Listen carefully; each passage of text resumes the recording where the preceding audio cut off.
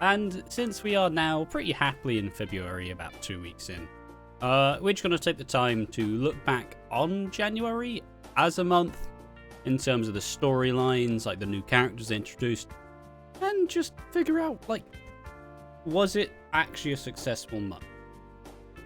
January obviously kicked off in the aftermath of Christmas. Obviously, Linda's struggling.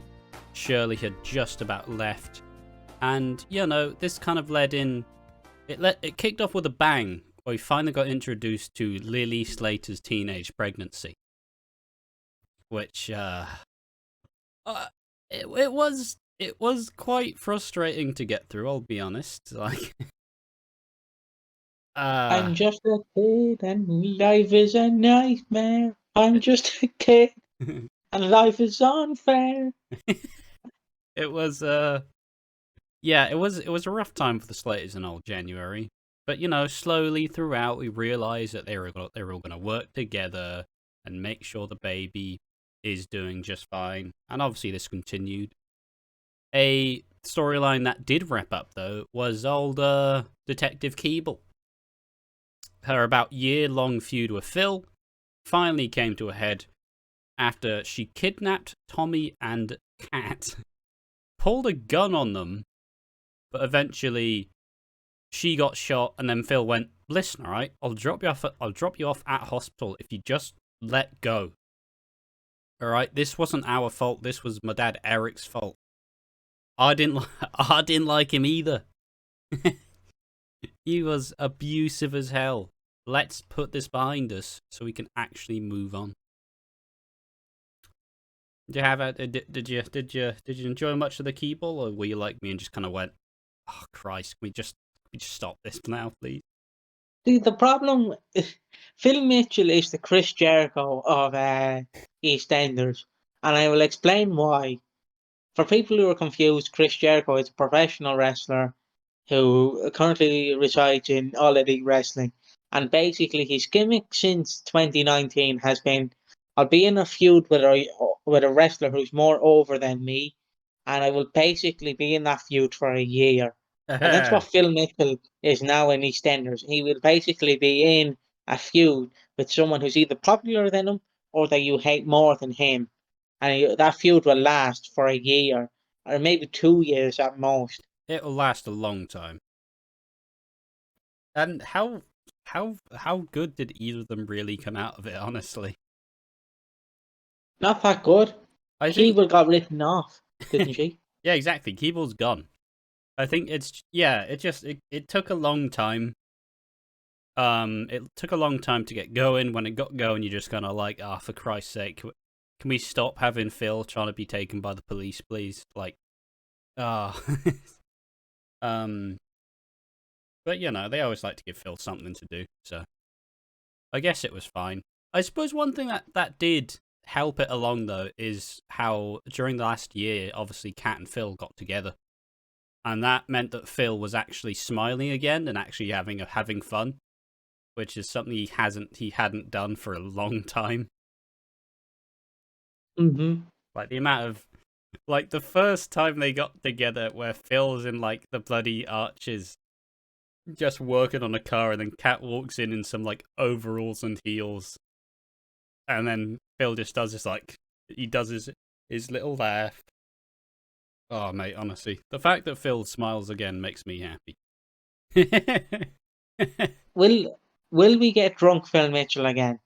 We will at some point, but I hope not anytime soon. Maybe after the breakup. Who knows? Probably. And I suppose the Keeble thing ending also meant that Billy was no longer going to get prosecuted for Keeble's dad's murder. Because, yeah, obviously the whole thing was that back in the 80s, they did that throwback episode where Keeble's dad got shot by Eric, as they were all made to do a job. And, yeah, but, hey, they... Essentially, Phil had to go, yeah, it was Billy, just to kind of bide his time before he could actually,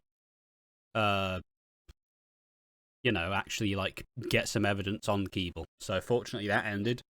Glad to see Billy not leaving the show, because he's just kind of a part of the furniture. but also I still don't like Billy. Yeah, Billy has had a weird 2 months on Eastenders.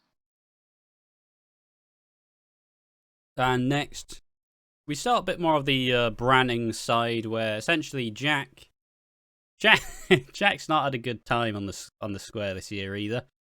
As in January, obviously his and Roxy's daughter Amy Mitchell started self-harming again, which he didn't manage well initially, anyways.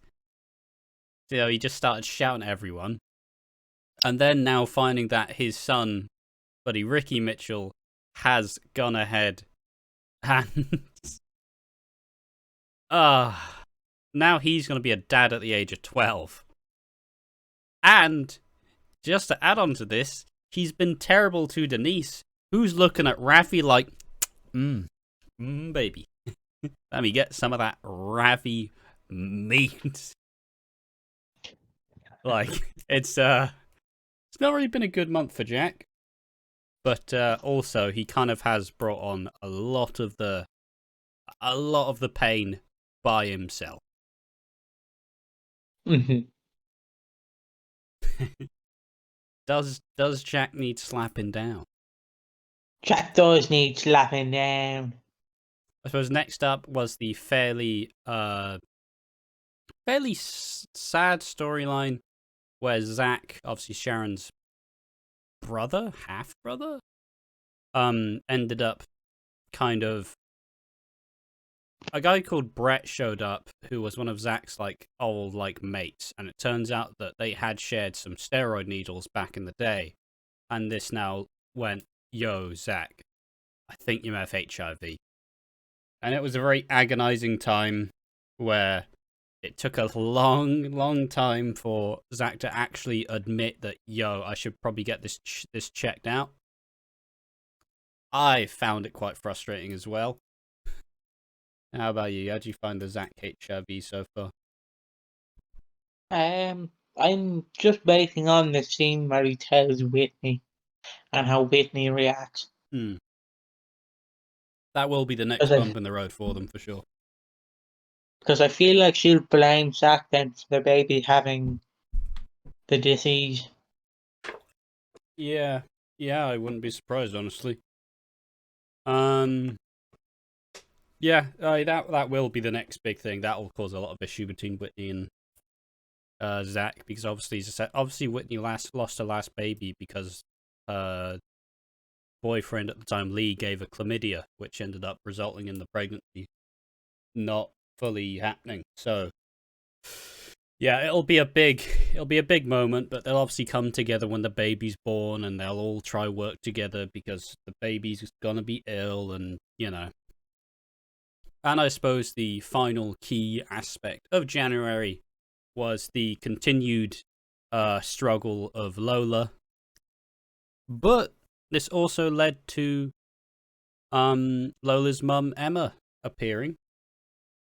She didn't appear that much in the month of January. I think she was just there for the wedding. But it was it's a big...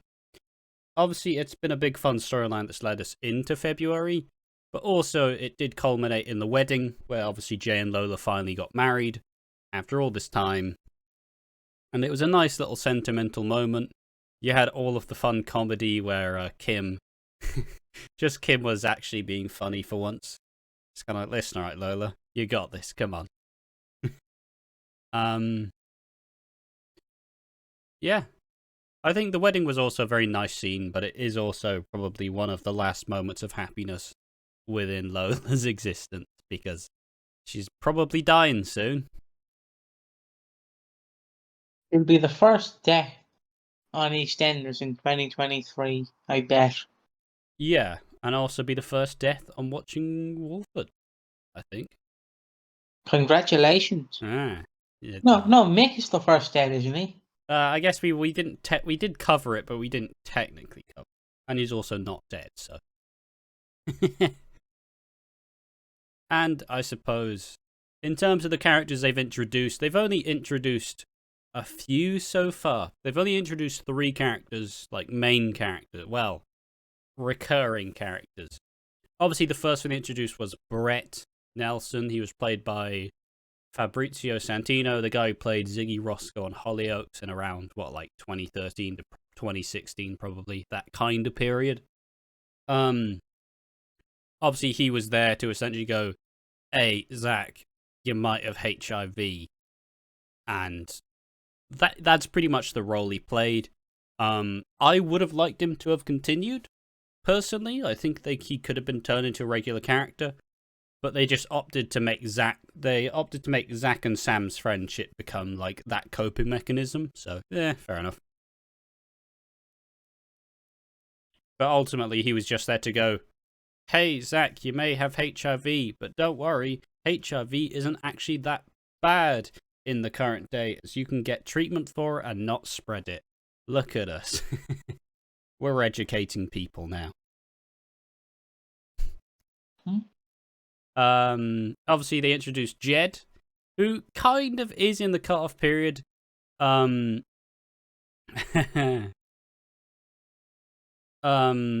He is described as a kind of free spirit, environmental type, hippie art student, etc., etc., He smokes a lot of weed, probably.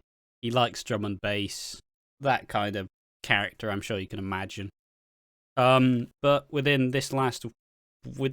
think the final episode of this week, we've obviously culminated in the fact that Jed ultimately...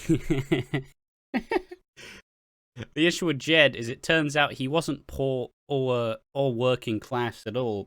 He was in fact the an heir to the throne of a biscuit company that was gonna get transferred to him, and he would have been absolutely rich. Poor Jed. So is he gonna stay on the square, or is he leaving the square? He's gone. He's definitely gone. Oh, ultimately, no more seeing Jed's knob. Yeah, exactly. Jed was there to play kind of spoiler in allowing Sonia and Reese to get together. And he did that by getting his knob out. Get your knob out for the lads away. And I suppose finally, the final character who was brought on in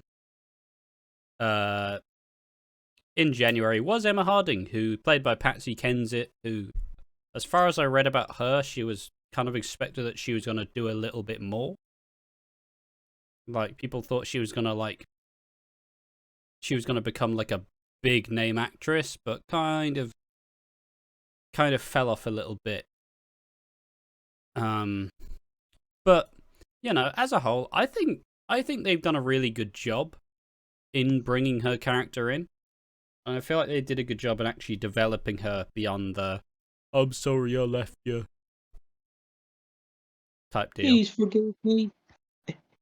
Like, I'm glad that I think they casted it well, and I think they've got a good angle on the character. She's not just going to be walked over. She may be slightly soft-spoken, but she's not just... Obviously, this is going to come out in a couple weeks, maybe. Maybe even this week, who knows. Or the next week. Regardless. As far as we've seen, Billy was trying to warn her off, essentially being like, listen, all right, we don't need you now. And now she's trying to be shut out of